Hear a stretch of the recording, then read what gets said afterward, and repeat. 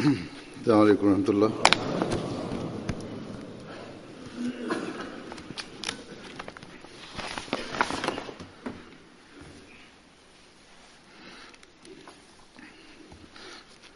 أشهد أن لا إله إلا الله وحده لا شريك له وأشهد أن محمدا عبده ورسوله أما بعد فأعوذ بالله من الشيطان الرجيم بسم الله الرحمن الرحيم الحمد لله رب العالمين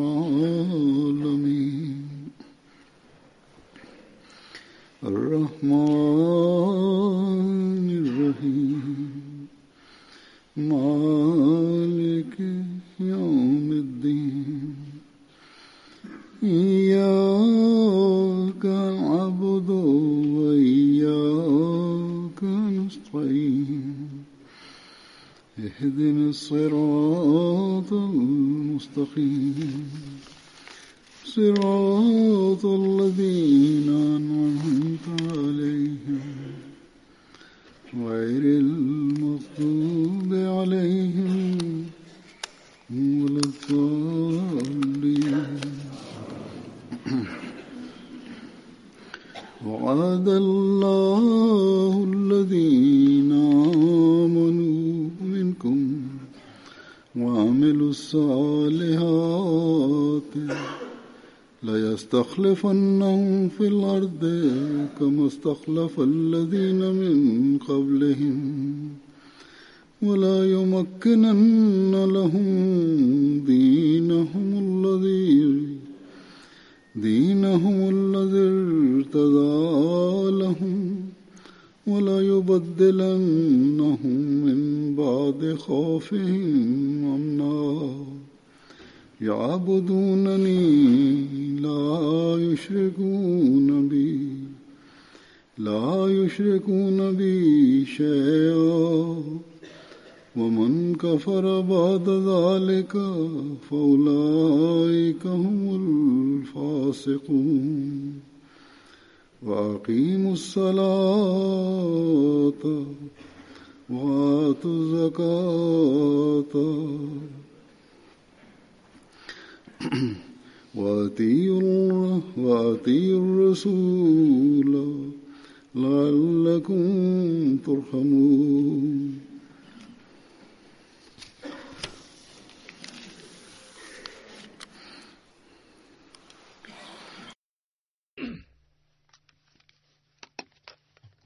Bu ayetlerin meali şöyledir. Allah aranızdan inanan ve yerli yerinde iyi işler yapanlara kesin söz vermiştir. O kendilerinden öncekilere halife kıldığı gibi onları da yeryüzünde halife kılacaktır. Ve onlar için beğendiği dinlerini mutlaka güçlendirecektir. Korku durumlarını ardından kendilerini mutlaka emniyetli bir hale döndürecektir. Onlar bana ibadet edecekler ve hiçbir şey bana ortak koşmayacaklar. Bundan sonra da nankörlük eden olursa işte itaat dışına çıkanlar da kendileridir. Hepiniz namazı ayakta tutun, zekat verin ve peygambere itaat edin ki merhamet edilesiniz.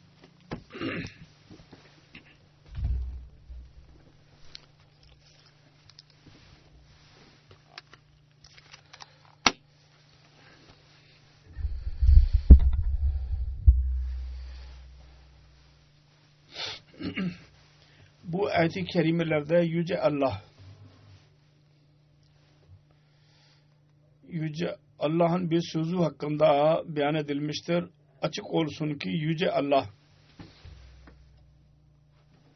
bir söz vermiştir. Eğer böyle olursa Allah-u Teala size bu mükafat ile mükafatlandıracaktır.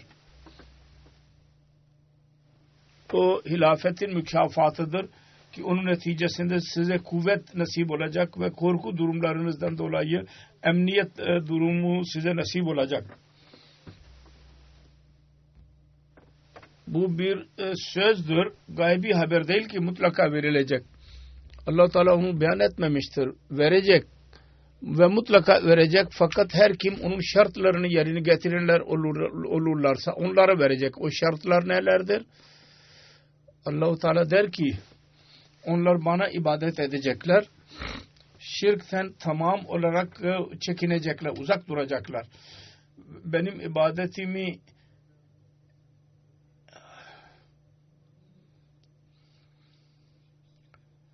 eğer ibadet hakkını vererek ibadet edenler olmadılarsa, şirkten tam olarak itiraf edenler ve ondan korunanlar olmadılarsa, Allah-u Teala'nın istediği gibi, o zaman onlar bu sözden tam olarak istifade edemeyeceklerdir. Demek ki hilafet olursa hilafetten istifade edemeyecekler bu gibi amel etmeyenler.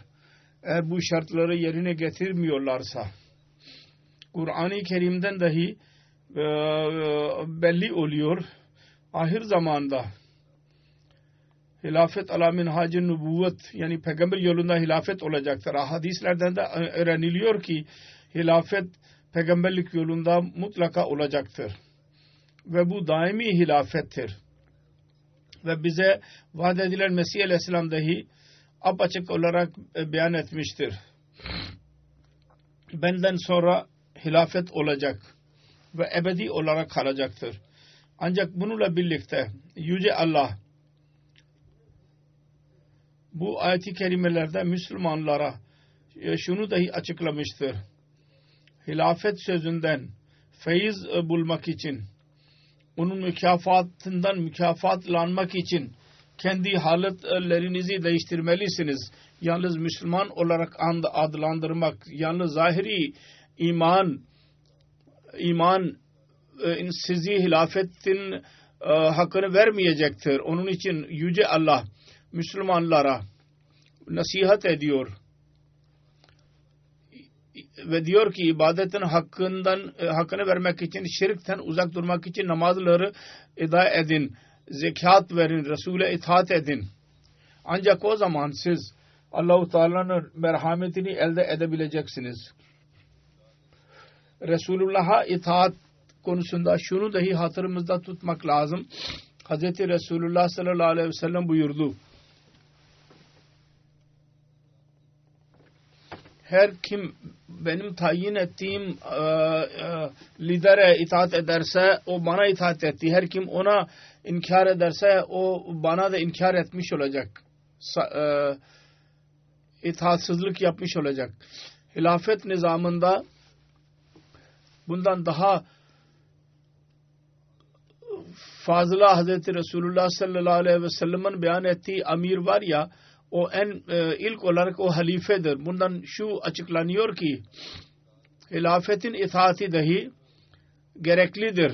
Nasıl ki Hz. Resulullah sallallahu aleyhi ve sellem'in itaat gerekli ise aynı şekilde halifenin itaati dahi gereklidir. Burada bu hilafet dahi zorla elde alınan yahut dünyadaki yöneticilerden vasıtasıyla elde edilen hilafet murad değil. Burada o hilafet murattır ki minhacı nübüvvet üzerinde olsun. Yani peygamberlik yolunda olsun. Hazreti Peygamber'in yolunda olsun. O hilafet murattır. Ve onun hakkında Hazreti Resulullah sallallahu aleyhi ve sellem açık olarak beyan etmiştir. Her kim Mesih-i Mevud'un gelmesinden sonra kurulacak.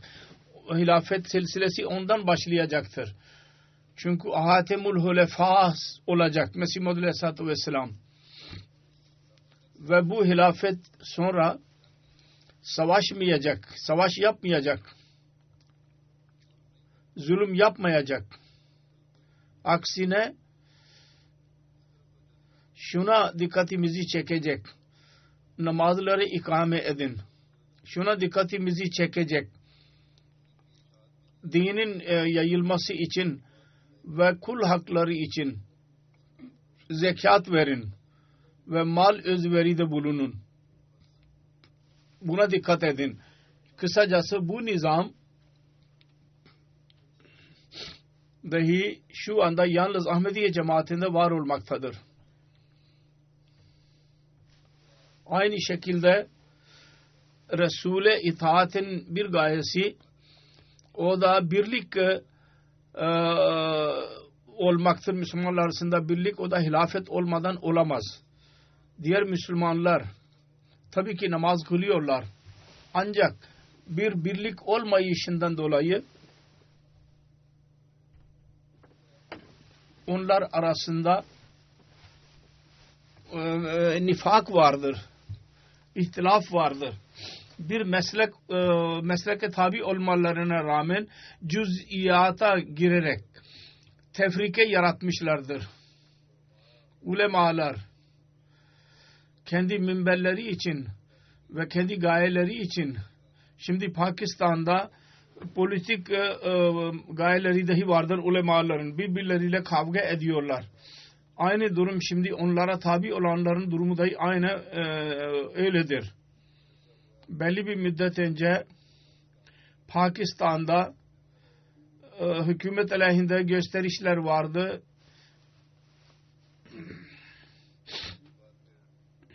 Ondan sonra ulemaların iki grup arasında bir savaş başladı.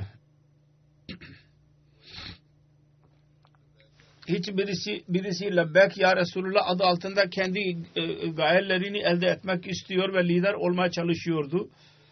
Ve birisi Hatme Nübüvvet adı altında kendi işini halletmeye çalışıyordu ve televizyonda bu temaşa görüyordu dünya. Pakistan televizyonu onu gösterdi. Fakat buna rağmen bu oyun görüyordu insanlar. Buna rağmen bunlara tabi olanlar var ya, onlar bilemiyorlar, anlayamıyorlar. Biz kimlerin arkasında yürüyoruz?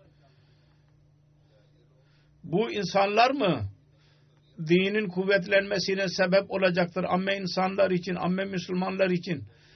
Bunlar mı gerçek rehberlik yapacaklar mı? Hayır, asla bu olamaz. Çünkü bunlar kendileri tefrike içindedirler. Ve Hz. Resulullah sallallahu aleyhi ve sellem'in hadisine göre yozlaşmışlardır. Bu zamanın ulemaları en kötü mahlukat olacaktır. Zekat veriyorlar ve onun kullanışı bilinmiyor. Hükümet iddia ediyor tabii ki biz fakirler için bunu kullanıyoruz. Fakat milyonlarca gasp ediliyor zekat fonundan. Onların bilgisi televizyonda veriliyor insanlara. İşaati İslam, İslamiyet'in işaatini zaten bu söz konusu değil. İslamiyet adı altında kurulan hükümetler benzin parayla zengin olan hükümetler ne yapıyorlar? Petroldan. Hiçbir yerde İslam'ın işaati işini yapmıyorlar. Bu iş eğer birisi yapıyorsa, özveride birisi bulunuyorsa ancak Müslüman Ahmediye cemaati vardır bunu yapan. Bu nizam dahi yürüyemez. Hilafet nizamı olmadıkça bazı ulemalar ve ciddi tabaka şunu beyan ediyorlar ki hilafet nizamı olmalı. Fakat derseniz ki Allah-u Teala bir nizam ortaya çıkarmıştır, ona inanın. Hiç inanmaya razı değildirler. Aksine muhalefete ileri adım atıyorlar. Bunun taptaze bir olayı 2 gün önce Sialkot şehrinde bizim camimizde oldu. Cami ve onunla bitişik ev, polis ve yöneticiler her ikisi birlikte, hatta demek lazım ki onların rehberliğinde mollalar ve onların birkaç yüz arkadaşları, tabileri saldırdılar eve. Çok büyük iş yapmış gibidirler. Çok büyük İslamiyet'i korumak için büyük iş yaptılar sanki. birkaç gün önce cemaat polis onu kilitlemişti sebepsiz olarak. Cevazı yoktu, sebebi yoktu. Orada kimse yoktu zaten. Fakat yine de bunlar o kilitlenmiş olanı evi polisin gözetimi altında saldırarak ona zarar verdiler ve orada tahribat yaptılar. Bu Pakistan'ın kuruluşundan önce, hatta 100 sene önceden beri var olan yapılan ev ve camidir. Ve hiç cevazları yoktu ki bugün yaptılar Ahmediler ve onun için biz minarelerini yıkacağız ve kubbelerini yıkacağız. Öyle bir cevaz yoktur. İşte bu muhalefetlerin durumu böyledir. İlan ettiler. Şimdi dahi ilan ediyorlar. Diğer camilere dahi zarar vereceğiz ve yıkacağız onları. Hafızdır, karidirler. Bir politik cemaatin karileri. Sözde hafızdırlar. Fakat Kur'an-ı Kerim'in talimatının ruhundan boşturlar. Boş olmalıydılar.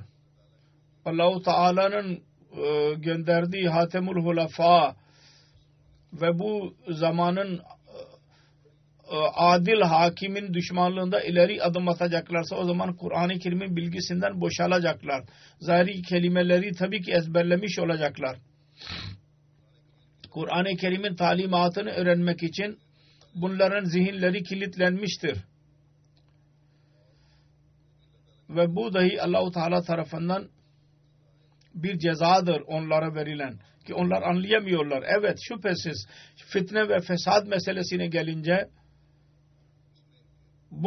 bunların zihinleri çok yetkendirler. Ne kadar isterlerse fitne ve fesat yaptırın ve onun için yeni yollar arayınız. Bunlardan. Biz tabii ki bu konuda bunlarla karşı koyamayız. Kısacası bunların durumu böyledir. Kendi camilerinde dahi birbirleri aleyhinde konuşuyorlar. Ve fitne ve fesadın planlarını hazırlıyorlar. Kendi camilerinin kutsiyetini dahi zedeliyorlar ve bizim camilerimizde dahi ki haliseten Allah-u Teala'nın ibadeti için kurulmuştur bu camilerimiz. Onlara dahi kilitleyerek, kapatarak, sonra tam saldırıya geçerek, zarar vererek onun kutsallığını dahi yok ediyorlar.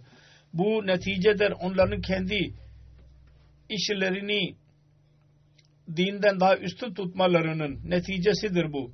Ve bunlar Hz. Resulullah sallallahu aleyhi ve sellem'in önceden verdiği gaybi habere göre kurulan hilafete inanmadılarsa bu gibi hareketli işler mutlaka yapacaklardır ve bunlardan hiçbir şekilde iyilik beklenemez.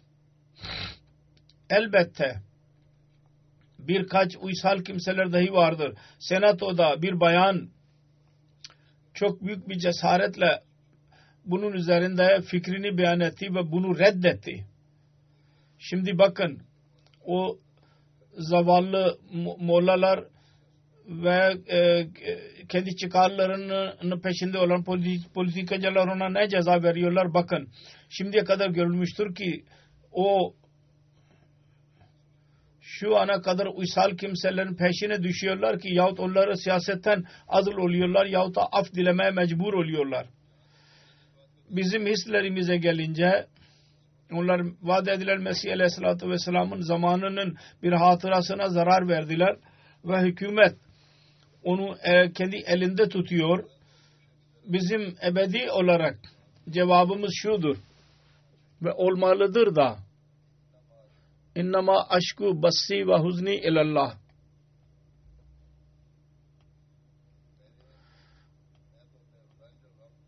Ben kendi üzüntümü Allah-u Teala'nın huzurunda arz ediyorum. Tabii ki hissi ilişkimiz dahi olursa yine de vaat edilen Mesih Aleyhisselatü Vesselam ile olan en güzel ilişki yalnız binalar vasıtasıyla değil, kendi talimatı üzerinde amel etmekledir bu alaka. Kendisinden sonra var olan hilafete birleşmekledir. Allah-u Teala hilafetin faydalarını beyan etmiştir. Onlarla birleşmek iledir ancak. Kendi ibadetlerimizi yükseltmemiz lazım. Allah-u Teala'nın buyruklarına göre amel etmemiz lazım. İtaat seviyemizi yükseltmekle lazım. Ve bunun için çaba sarf etmemiz lazım. Vaat edilen Mesih Aleyhisselam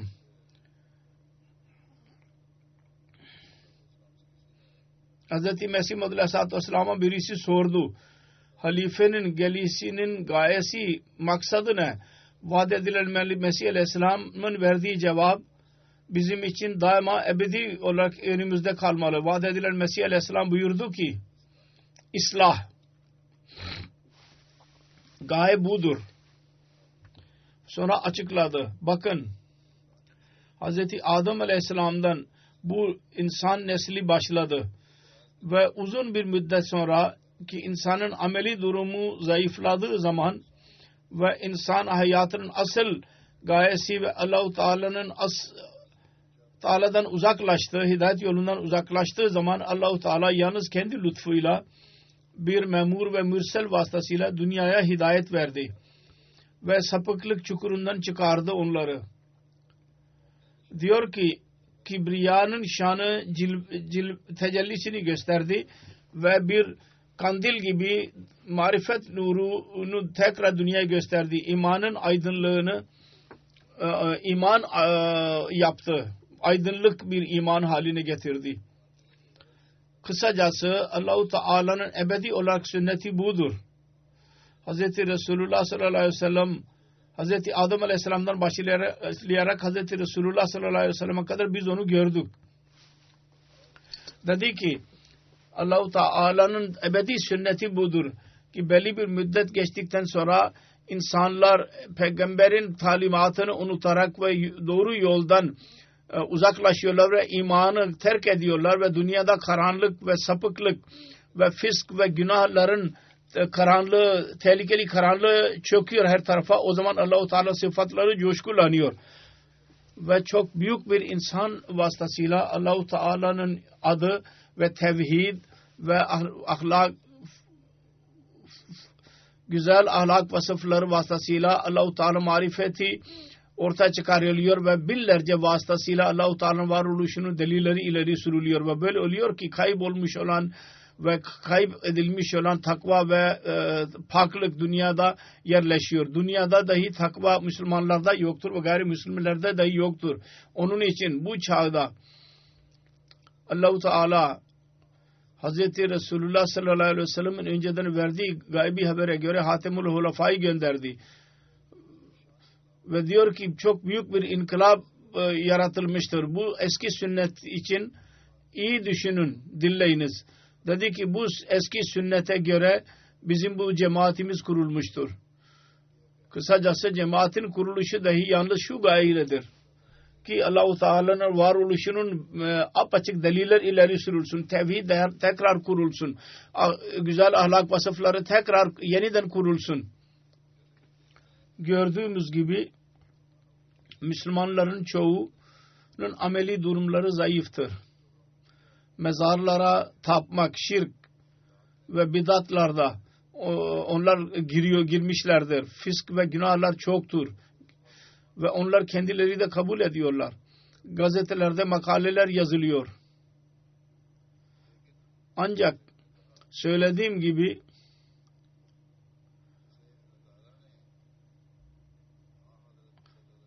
Allah-u Teala Resulullah sallallahu aleyhi ve sellem'in kölesi olarak hidayet vermek için ve sapıklık çukurundan insanları çıkarmak için göndermiştir. Onu kabul etmeye bunlar hazır değildirler. Gizli şirke girmişlerdir. Ve ahlak vasıflarının amaresi bile yoktur onlarda. Fakat Mesih Maud Aleyhisselatü Vesselam'ın son cümlesi daha önce de söylediğim gibi bizim daima uyarıda titikte olmamız lazım. Bu eski sünnete göre bizim bu silsilemiz kurulmuştur. Yani cemaatimiz kurulmuştur. Ki dünyada her taraf fisk ve fasıklık ve günah yayılıyor. Ahlak vasıfları yok oluyor. Tevhidi insanlar unutuyorlar. Şirk yayılmaya başlıyor. O zaman Yüce Allah herhangi bir sevgilisini gönderiyor.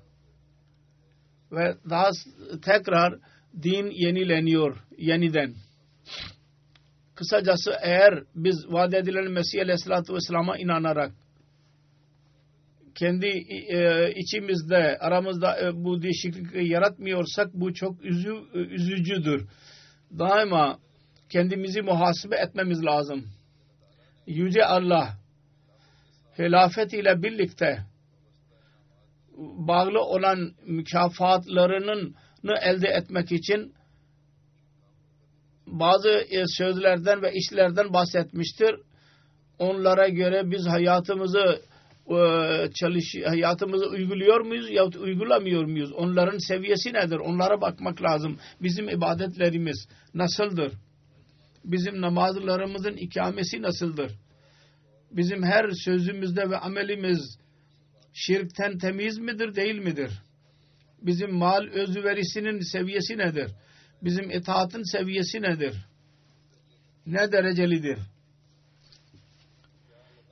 Yüce Allah ve onun Resulü sallallahu aleyhi ve sellem istedikleri gibi biz o seviyeyi elde edenler miyiz, değil miyiz? Ve daha sonra bu çağda vaat edilen Mesih Aleyhisselam cemaatine inananları hangi seviyede görmek istiyor ise biz ona ulaşmaya çalışıyor muyuz ya çalışmıyor muyuz? Buna bakmamız lazım. İbadetler ve namazların önemi hakkında Hz. Resulullah sallallahu aleyhi ve sellem'in bir buyruğu vardır. Hadis şöyledir. Hz. Ebu Hureyre radıyallahu anhu beyan eder. Hz. Resulullah sallallahu aleyhi ve sellem buyurdu ki kıyamet gününde ilk olarak muhasebe edilecek olan namazdır. Kullardan sorulacak olan. Eğer bu hesap doğru çıkarsa insan başarıya ulaştı demektir ve necata kavuştu demektir. Eğer bu hesap kötü olursa o zaman insan başarısız kaldı ve zarara girdi demektir. Eğer onun farzlarında bir eksiklik olursa Yüce Allah diyecek ki bakın benim kullarımın bazı nafile ibadetleri vardır. Eğer nafile olursa farzların eksikliği nafileleri vasıtasıyla tamamlanacak ve diğer muameleler dahi aynı şekilde muhasebe edilecek ve muayene edilecek. İşte namazların önemi budur. Bugünlerde Ramazan'dan dolayı çok dikkat vardır herkesin namazlara ve camilere. Ancak yalnız bu Ramazan'a sınırlı değil. Allah-u Teala yalnız Ramazan ayının namazları hakkında sormayacak. Aksine bütün hayatının namazının muhasebesi yapılacak. Onun için çok üzüntü verici bir yerdir. Yüce Allah'ın kendi kulları üzerinde sonsuz merhameti vardır ki dedi ki farzlarda eksiklik olursa beşeri zaaftan dolayı insanın tabiatinde dahi iniş çıkış oluyor. Bazen hakkını veremiyor. Allah-u Teala buyurdu ki nafileleri vasıtasıyla ki o hayata onları eda etmiş olacak. Onlar o nafileler vasıtasıyla bu eksiklik giderilecektir. Sonra bir rivayet vardır. Hazreti Cabir radıyallahu anh beyan eder. Ben Hazreti Resulullah sallallahu aleyhi ve sellem'in şöyle dediğini duydum. Namazı bırakmak insanı şirk ve kafirliğe yaklaştırır. Onun için çok büyük korku yeri vardır. Şirk o kadar suçtur ki Allah-u Teala onu hiç sevmez. Çok tiksinir ondan. şirki affetmez Yüce Allah. Biz öyle bir suç yaparak Allah-u Teala'nın hilafet mükafatından istifade edebilecek miyiz? Hayır, asla. Namaz nasıl olmalı? Bunun gerçeği ve ruhunun seviyesi nedir? Bu konuyu beyan ederek vaat edilen Mesih Aleyhisselam Hazretleri diyor ki bazı kimseler camilere dahi gidiyorlar, namazları dahi kılıyorlar ve diğer İslam'ın buyruklarını dahi yerine getiriyorlar. Fakat Allah-u Teala'nın yardımını elde edemiyorlar. Ve onların ahlak vasıflarında ve adetlerinde bir değişiklik görülmüyor belli bir şekilde. Namaz kılanların adetleri ve ahlak vasıflarında dahi belli bir değişiklik görmemiz lazım. Bundan anlaşılıyor ki onların ibadetleri dahi gelenekseldir. Gerçek yoktur. Çünkü Allah-u Teala'nın buyruklarını yerine getirmek bir tohum gibidir. Ki onun etkisi ruh ve beden her ikisi üzerinde olur. Tohum vardır. Hem ruh üzerinde etkisi olmalı. Nasıl ki bir fidan dikerseniz fidan çıkar ve insan onu görebiliyor. Aynı şekilde bizim ruhumuz üzerinde ve bedenimiz üzerinde ve zahiri ahlak üzerinde dahi onun etkisi belli olmalı namazların.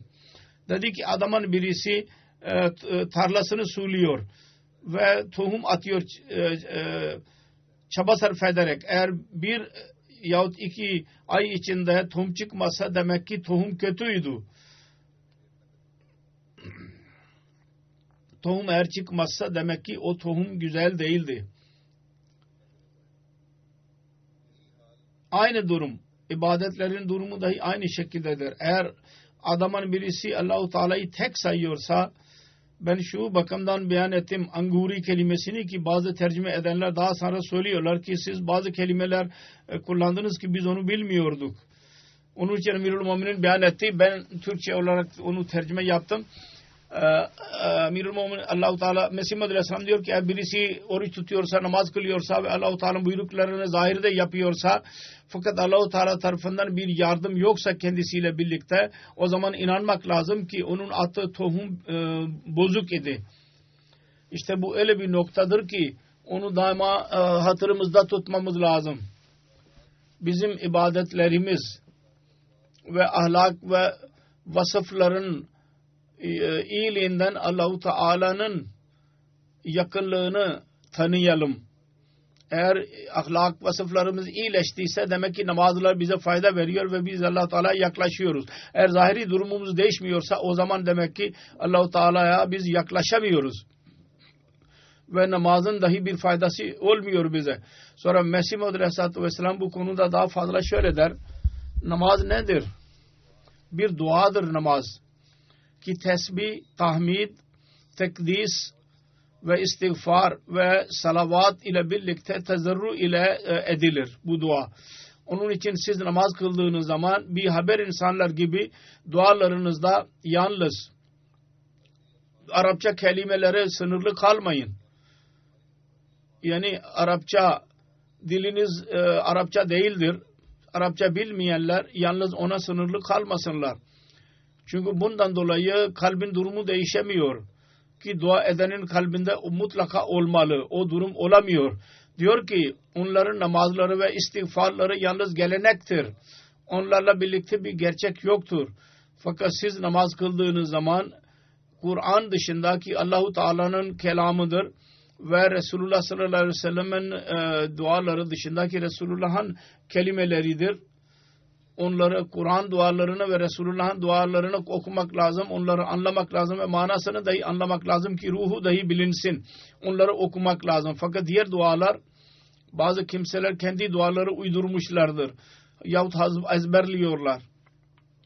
Dedi ki bütün diğer genel dualarınızda kendi dilinizde tezerru ile kelimeler eda edin. Ki kalpleriniz üzerinde o aciz ve niyazın bir etkisi görülsün. Sonra diyor ki namaz öyle şeydir ki onun vasıtasıyla gök insan üzerine eğilir. Yani Allah-u Teala insana yaklaşmış oluyor. Namazın hakkını eden şöyle düşünüyor ki ben öldüm ve onun ruhu eriyerek Allah-u Teala'nın kapısı üzerinde düşüyor. Öyle bir namaz olursa bir evde, hangi evde böyle bir namaz olursa o ev asla berbat olmayacak. Hadis-i şerif vardır. Eğer Nuh zamanında namaz olsaydı onun kavmi asla berbat, helak olmazdı. Diyor ki hac dahi şartlıdır. Bazı şartlar vardır insan için. Her insan üzerinde farz değil. Oruç dahi şartlıdır. Bu dahi bir yolcu yahut hasta onu tutamaz. Yolcu belki daha sonra tamamlayabilir oruç sayısını. Fakat hasta tam olarak tutamıyor bazen. Bazı şartları vardır. Demek ki şartlıdır oruç. Zekat dahi şartlıdır. Malları varsa ancak onlar zekat vereceklerdir. Fakat namaz şartlı değil. Farzlar yılda bir defadır. Diğer ibadetler dahi yılda bir defadır. Fakat namaz her gün 5 defa mutlaka eda etmemiz lazım. Bu emir budur. Onun için tam namaz olmazsa onunla birlikte olan, ondan elde edilen bereket dahi olmayacak ve bu biyetin bir faydası dahi olmayacak. Mesih Muhammed Aleyhisselam diyor ki tam olarak namaz olmazsa bu namazdan elde edilen bereket dahi olmayacak ve daha sonra dedi ki bana biat etmenizin bir faydası dahi olmayacaktır. Onun için bu seviyedir. Onu elde etmeye çalışmamız lazım. Ki Allah-u Teala diyor ki şirkten kaçının, bu konuda bir rivayet vardır. Hazreti Resulullah sallallahu aleyhi ve sellem kendi ümmeti için şirkten korkuyordu. Bir hadis vardır. Bada bin Nasi bize Şeddad bin Avs hakkında anlattı. O ağlıyordu. Ona soruldu. Niye ağlıyorsun? O dedi ki ben öyle bir şey hatırladım ki ben onu Resulullah sallallahu aleyhi ve sellem'den duyduydum. Onun için ben ağladım. Ben Resulullah sallallahu aleyhi ve sellem'den duyduydum. Resulullah sallallahu aleyhi ve sellem buyurdu ki ben kendi ümmetim hakkında şirk ve gizli isteklerden korkuyorum. Ravi diyor. Ben arz ettim ya Resulallah sallallahu aleyhi ve sellem sizin ümmetiniz sizden sonra şirke mi girecek? Resulullah sallallahu aleyhi ve sellem dedi ki evet. Elbette benim ümmetim güneş ve ayıya ve taşlara, putlara tapmayacak. Fakat ancak kendi amellerinde gösteriş olacaktır onların amelinde. Aldatmacılık olacak, tesennu olacak, yapmacılık olacaktır. Ve gizli arzularına kapılacaklardır. Eğer onlardan birisi oruçlu iken sabah olursa ve daha sonra bir arzusu araya girerse orucu bırakacak ve arzusuna tabi olacak. Oruca önem vermeyecek. Zahirde oruçlu olacak. Geçen cuma ben bir olayı anlattım. Genç diyor ki biz anne babamız için oruç tutuyoruz fakat öğleyin çarşıya giderek yemek yiyoruz ve akşamleyin tekrar evlerdekilerle birlikte biz iftar yemeği yiyoruz. Sanki bütün gün biz oruç tutmuş gibiyiz. İşte bazı kimselerin durumu böyledir. Ve buradaki gazeteler bir makale yazdılar ve bunda bu hikayeden bahsettiler. Ben geçen cuma ondan bahsettim. Kısacası çok büyük korku yeridir ki biz derin bir şekilde kendimizi muhasebe edelim. O zaman gizli şirkin birçok örneklerini biz göreceğiz. Bizim namazlarımız dahi bazen arzularımıza tabi olmak neticesinde biz onları eda edemiyoruz. Oruçlarımız dahi dünyadaki özürlerden dolayı biz onları tutamıyoruz oruç. Bir genç ile ben karşılaştım. Dedi ki ben pide yapıyorum. Ve pideyi tatmamız lazım oruçluyken. Onun için ben oruç tutmuyorum yahut bazı oruçlarını tutamıyorum. Bunun üzerinde yalnız inna lillah okunabiliyor. Biz Ahmedi olarak dahi bu gibi işler yapalım. Bunun bu sözünü dinleyerek o hissetti mi hissetmedi mi, fakat bazı bu kimselerin bu gibi sözlerini dinleyerek ben mutlaka utanç duyuyorum. Allah-u Teala'nın mükafatını elde etme iddiamız vardır. Fakat onun buyruklarından uzaklık eğer varsa bu iddia yalandır. Vaat edilen Mesih Aleyhisselam şöyle diyor. Allah-u Teala Kur'an-ı Kerim'de buyurmuştur. Ve yagfiru ma dune zalika. Yani her günah bağışlanacak. Uzun ayet vardır. Onun bir kısmını aldı Mesih Aleyhisselam. Fakat şirki Allah-u Teala affetmeyecek. Demek ki şirke asla yaklaşmayın. Ve onu hürmet ağacı sayın. Şirkten bahsediliyor. Sonra dedi ki tevhid yalnız şunun adı değil ki ağız ile la ilahe illallah diyelim ve kalpte binlerce put olsun. Her kim kendi bir işini, hilesini ve tedbirini Allah gibi saygı gösteriyorsa ona, yahut bir insana Allah gibi güveniyorsa, yahut kendi nefsine yücelik veriyorsa ki Allah-u Teala vermesi lazım. Bütün bu durumlarda o Allah-u Teala'nın katında putperest sayılacak. Budur. O hadisin anlamı budur. Yalnız put odur ki altın ve gümüş yahut taştan yapılıyor ve onlara güveniliyor. Her şey yahut söz yahut iş ki ona yücelik verilsin, ki Allah-u Teala'nın hakkı olan verilsin, o Allah katında bir puttur.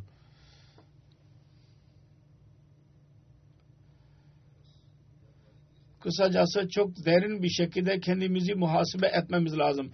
Hilafet mükafatını elde edenler için zekat ve mal özveri gerekli beyan edilmiştir. Hadiste vardır. Hazreti İbni Mes'ud radıyallahu anh beyan eder. Hazreti Resulullah sallallahu aleyhi ve sellem buyurdu ki iki insan arasında başkasına gıpta duymamalıyız. Birisi o ki ona Allah-u Teala mal verdi ve o onu Allah yolunda harcadı o malı. İkincisi o ki Allah-u Teala ona akıl, bilgi, ilim ve hikmet verdi ve onun yardımıyla insanlar arasında karar verir ve insanlara öğretir. Sonra Hazreti Hasan radıyallahu anh beyan eder. Resulullah sallallahu aleyhi ve sellem buyurdu ki kendi mallarınızı zekat vererek koruyunuz ve sadakalarınız vasıtasıyla mallarınızı koruyunuz. Yani zakat ve sadaka ya dikkatimiz çekti. Zekat vacip olanlar üzerinde mutlaka zekat versinler. Fakat üzerinde zekat vacibi olmayanlara dedi ki sadaka verin ve fakirlere bakın.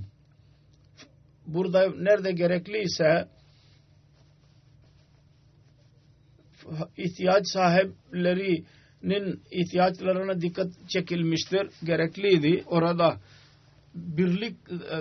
birliğe dahi dikkatimiz çekmiştir. Çünkü zekat ve malların harcanması hilafetin tabi olarak en güzel bir şekilde olabilir. Cemaatin nizamı budur. Her kimin elinde ihtiyaç sahibi kimseler için en güzel bir şekilde onların bilgisi varsa ve olabiliyor. Ve cemaatlerin görevidir ki bunu muhasebe ederek versinler bize. Genellikle bunların fiilleri geliyor. Sonra halifenin elinde değişik yerlerin bilgisi oluyor. Değişik insanlar vasıtasıyla ulaşıyor halifenin eline. Bazı kimseler kendileri dahi yazıyorlar. Onlara göre kendileri dahi diyor nizama diyor ki bunlara verin. Onun için Afrika'da ve diğer ülkelerde dahi cemaat oradaki insanlar için mümkün olduğu kadar kendi kendi imkanlarına göre onlara fayda vermeye çalışıyor. Tedavi, bilgi, talim, eğitim yemek ve besin vesaire için onlara yardım ediliyor. Ve Ahmedilerin çoğu ben gördüm çok büyük bir sancı ile fakir kardeşlerinin yardımı için özveride bulunuyorlar mal olarak. Ve aynı vasıtasıyla birlik dahi onlar arasında oluyor. Vaat edilen Mesih Aleyhisselam namazların hakkını vermek ve zekat vermek, birbirlerinizin alakalarınızı Allah-u Teala'nın talimatına göre yapmak için bu konuda diyor ki insanlar kendi namazlarında huşu ve huzu yani alçak gönüllülük gösteriyorlar, ağlıyorlar. Bunun lazimi neticesi şu oluyor ki lağıv yani boş işlerden yüz çeviriyorlar. Ama namazlar iyi bir şekilde kılınırsa lağıv yani boş işlerden yüz çevrilecek ve bu pis dünyadan necat olacak. Ve bu dünyanın sevgisi bitecek ve Allah sevgisi olacak. Bunun neticesi şu oluyor ki hum liz zakate failun yani onlar dahi Allah yoluna mallarını harcarlar. Lağıv yani boş işlerden uzaklaştılar. Lağıv için boş harcamayacak para. O zaman eğer zengin iseler Allah-u Teala'nın yolunda mal harcamaya dikkatleri çevrilecek. Dedi ki bu anil lağve morezunun neticesidir. Lağıv boş işlerden yüz çevirmenin neticesidir bu. Ki mal özveriye doğru dikkat çekiliyor. Diğerlerin hisleri oluyor. Çünkü dünyanın sevgisi soğuduğu zaman lazmi neticesi şu olur ki Allah-u Teala'nın yolunda mallarını harcayacaklar ve Karun'un hazineleri dahi ellerine geçerse asla aldırış etmeyecekler ve Allah yolunda vermekten çekinmeyecekler.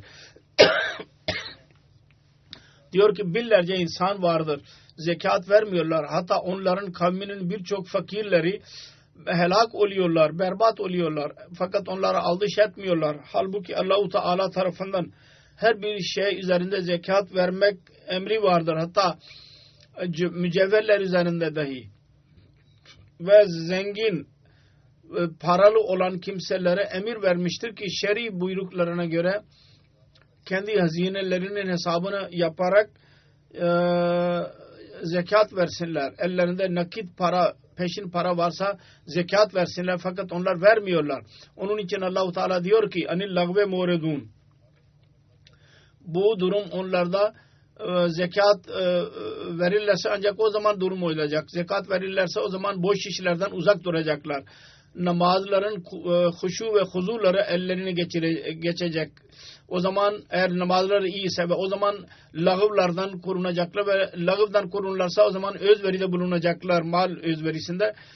Mal özveride bulunanlar lağıvdan uzak duranlardır. Her bir şeyin ötekiyle alakası vardır. Demek ki lağıvdan iraz etmenin neticesidir mal vermek Allah yolunda. Lağıv Allah-u Teala'nın buyruklarını yerine getirmeye insanı getirir.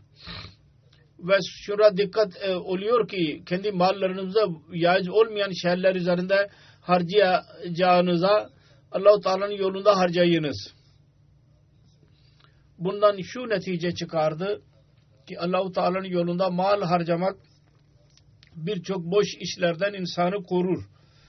Sonra Allah-u Teala hilafetin mükafatını elde edenlere nasihat etti. Onlar itaat seviyesini yükseltsinler. Bir hadis vardır. Hazreti İbade radıyallahu anhu'dan rivayet edilmiştir. Biz Resulullah sallallahu aleyhi ve sellem'in biyeti şu konu üzerinde yaptık ki dinleyeceğiz ve itaat edeceğiz. İster biz onu sevelim yahut sevmeyelim. Ve her nerede olursak olalım hiçbir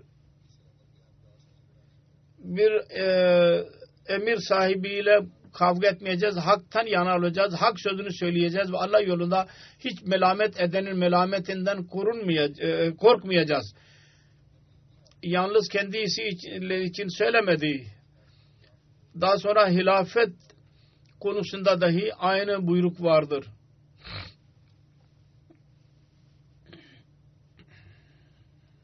Hadis vardır. Hazreti Ebu Hureyre radıyallahu anhu beyan eder. Hazreti Resulullah sallallahu aleyhi ve sellem buyurdu ki darlık ve bolluk, mutluluk ve üzüntü, haksızlık ve adam kayırma, kısacası her konuda senin için yöneticinin zamanın yöneticiye tabi olman şarttır, vaciptir. Bunu itaat konusunda beyan ederek Hazreti Akdas Mesih Maud Aleyhisselatü Vesselam şöyle buyuruyor: Yüce Allah ve onun Resulü ve padişahlara itaat edin. İtaat öyle bir şeydir ki eğer tam içtenlikle yapılırsa insanın kalbinde bir nur ve aydınlık olur. Mücahidelere ihtiyaç yoktur. Ne kadar ki itaate ihtiyaç varsa. Fakat şart şudur ki tam itaat olsun. Ve bu zordur aslında. İtaatta kendi haveslerinizi yok etmek şarttır. Bu olmadan itaat olamaz ve insanın istekleridir ki büyük muvahhidlerin kalbinde bir put olarak durabilir. Kalbinde bir istekler varsa put haline geliyor ve ondan sonra itaat söz konusu olamıyor. Dedi ki Resulullah sallallahu aleyhi ve sellem'in ashabları üzerinde ne kadar lütuf vardı Allah'ın ve ne kadar Resulullah sallallahu aleyhi ve sellem'in itaatinde dalmışlardı. Hiçbir kavim olarak adlandırılamaz ve onlarda milliyet ve birlik ruhu üflenemez. Onlar itaat ruhunu benimsemedikçe ve eğer ihtilaf olursa anlayınız ki bu helak olmanın ve gericiliğin amaresidir. İhtilaf olursa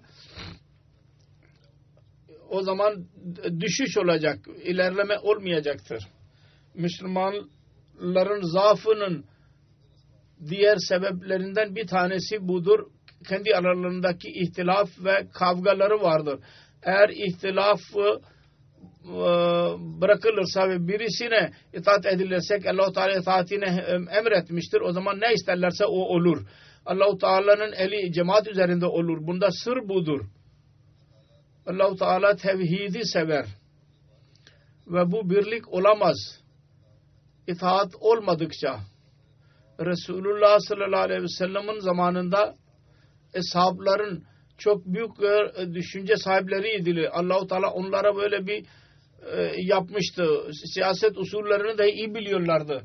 Fakat Hazreti Ebu Bakır radıyallahu anhu ve Hazreti Ömer radıyallahu anhu ve diğer ashablar halife oldular ve onlara saltanat eline geçirdiler. Onlar en güzel bir şekilde bunun yükünü taşıdılar. Bundan anlaşılıyor ki onlarda düşünce sahibi olmanın ne kadar yetenekleri vardı. Fakat Resulullah sallallahu aleyhi ve sellem'in katında onların durumu öyleydi ki her nerede bir şey söylediyse orada bütün akıllarını, fikirlerini onun yolunda küçük gördüler. Hiç akıllı bir şey söylemediler. Ve Resulullah sallallahu aleyhi ve sellem her ne buyurduysa onun vacibul amel gördüler. Onların itaatinde dalmanın durumu öyledir ki kalmış olan abdesti bereket görüyorlardı. Resulullah sallallahu aleyhi ve sellem'in abdest suyunu. Ve onlarda bu itaat olmasaydı ve herkes kendi düşüncesini üstün tutsaydı ve aralarında ihtilaf olsaydı o kadar yüce mertebelere ulaşamazlardı. Bence Şia ve Sünnilerinin kavgalarını yok etmek için bir tek bu usul budur ki ashablar arasında hiçbir kavga ve düşmanlık yoktu. Çünkü onların ilerlemesi ve başarıları bunun üzerine onlar arasında birlik vardı. Birisine karşı düşmanlıkları yoktu. Muhalifler demediler. Yalnız ki İslam kılıçla yayıldı diyorlar. Fakat ben diyorum ki asıl kalp itaat vardı onlar arasında. Onlar bu itaatin neticesi şuydu ki onlar diğer kalpleri fethettiler. Benim dinim şudur ki onların ele geçirdikleri kılıç kendi öz savunmaları için idi. Yoksa kılıca savunmasaydılar yine de kendi dilleriyle dünyaya hakim olabilirlerdi. Dilden çıkmış olan nasihat mutlaka diğer insanların kalbi üzerinde etkisi oluyor. Onlar bir doğruluğu ve hakkı kabul ettiler. Ve sonra içtenlikle kabul ettiler. Bunda bir külfet ve gösteriş yoktu. Onların sidikleri, onların başarılarının seviyesi vasıtası oldu. Doğrudur ki insan kendi doğruluk kılıcıyla istifade ediyor. Resulullah sallallahu aleyhi ve sellem'in şekli, Allah-u Teala'nın güvenmenin nuru vardı içinde. Celal ve cemal her ikisi vardı. Onda bir çekicilik vardı. Ki insanların kalbini çekiyordu. Sonra cemaati İtaatur Resul'ün öyle bir örneğini gösterdiler ve istikamet o kadar fevkel keramet idi. Her kim onları görüyorsa onlara çekiliyordu. Çaresiz olarak. Eshablara ihtiyaç şimdi dahi vardır. Allah-u Teala bu cemaati Mesih Maud Aleyhisselatü Vesselam'ın eliyle hazırlanan cemaati aynı cemaatiyle birlikte saymıştır. O Resulullah sallallahu aleyhi ve sellem'in hazırladığı cemaat idi. Ve cemaatin ilerlemesi öyle insanların örnekleriyle oluyor. Onun için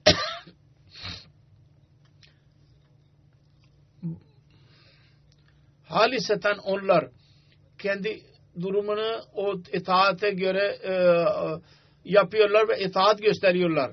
Onun için siz Mesih Maud Aleyhisselatü Vesselam'ı cemaati olarak adlandırarak eshabın cemaatleriyle birleşmek arzusunu bulunuyorsunuz. Eshabların rengini benimseyin.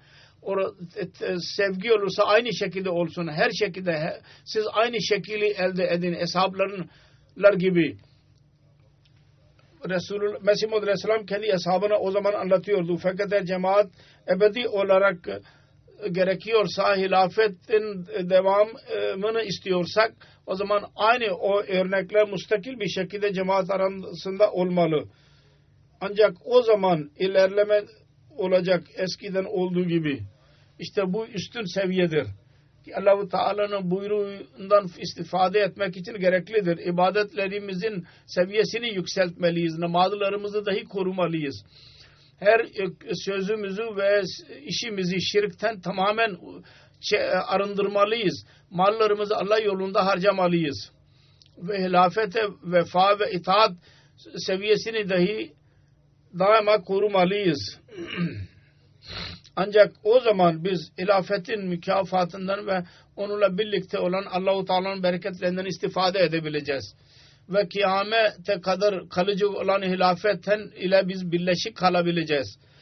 Nesillerimizi onlarla birleşik tutabileceğiz.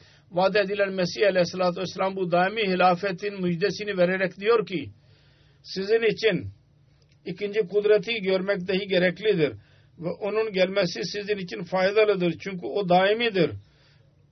Kıyamete kadar onun silsilesi bitmeyecek ve ikinci kudret gelemez ben gitmedikçe. Fakat ben gittiğim zaman Allah-u Teala ikinci kudreti sizin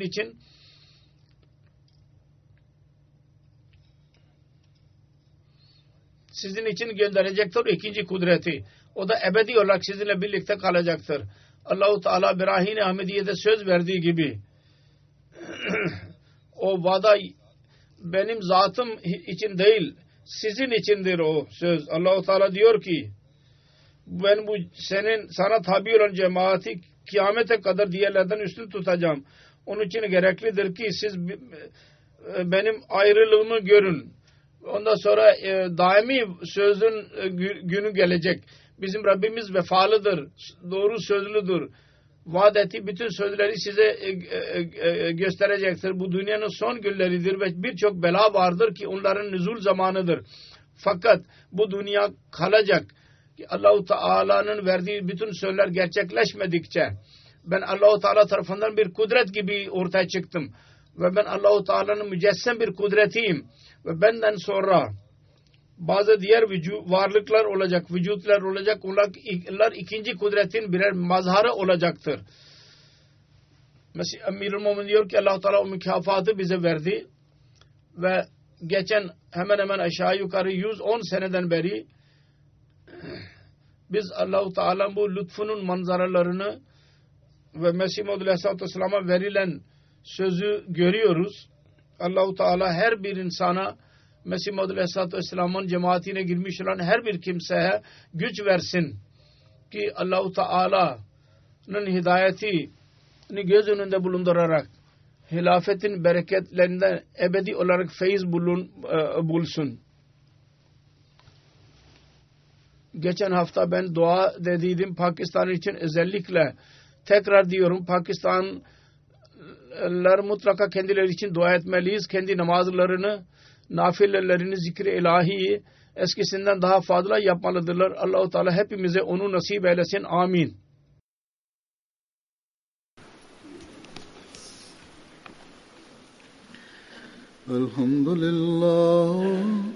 Elhamdülillah nahmaduhu ve nestainuhu ve nestağfiruhu ve nu'minu bihi ve netevekkalu aleyh ve na'udzu billahi min şururi enfusina ve min seyyiati a'malina. من يهده الله فلا مضل له ومن يضلل فلا هادي له ونشهد أن لا إله إلا الله ونشهد أن محمدا عبده ورسوله. عباد الله رحمكم الله إن الله يأمر بالعدل والإحسان وإيتاء ذي القربى وينهى عن الفحشاء والمنكر والبغي يعظكم لعلكم تذكرون.